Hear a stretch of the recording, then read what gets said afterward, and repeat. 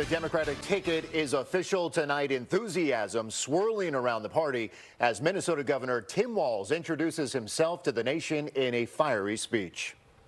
J.D. Vance literally wrote the foreword for the architect of the Project 2025 agenda.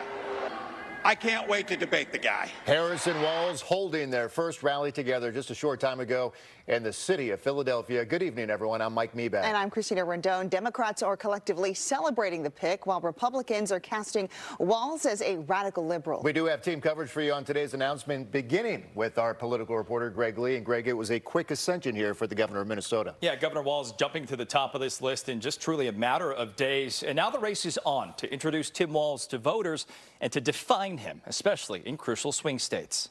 The nation will know Coach Walz by another name, Vice President of the United States. Vice President Kamala Harris and Minnesota Governor Tim Walz rallied together for the first time as presidential nominee and running mate, the new Democratic ticket debuting in Philadelphia. I couldn't be prouder to be on this ticket and to help Vice President Harris become what we all know is very, very good for us to think about. Next President of the United States of America. I learned to be generous towards my neighbors, compromise without compromising my values. The campaign launching an ad introducing the 60-year-old governor, former teacher, coach, and veteran who served 12 years in Congress after flipping a seat long held by a Republican. Coach Walz and I may hail from different corners of our great country, but our values are the same.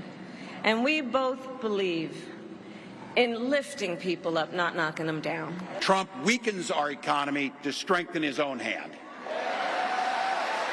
He mocks our laws. He sows chaos and division. And that's to say nothing of his record as president.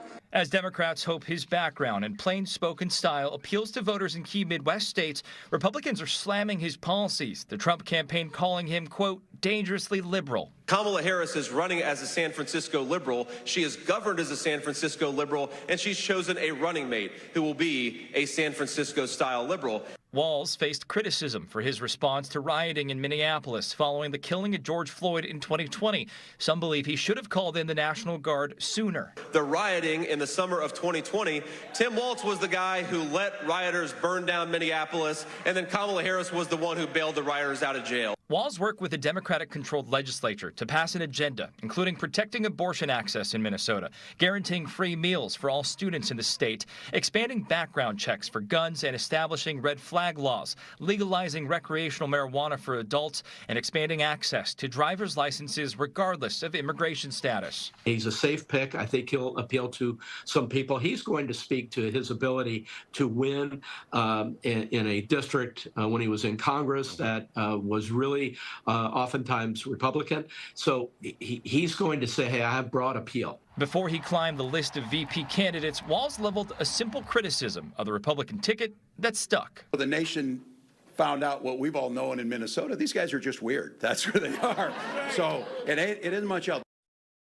Now, the pair will now go on a tour of swing states this week, including Wisconsin, Michigan, Arizona, and Nevada. We also know, as of right now, the vice president will be in the Bay Area on Sunday for a fundraiser. Tickets going for as much as $500,000. This isn't just about building support.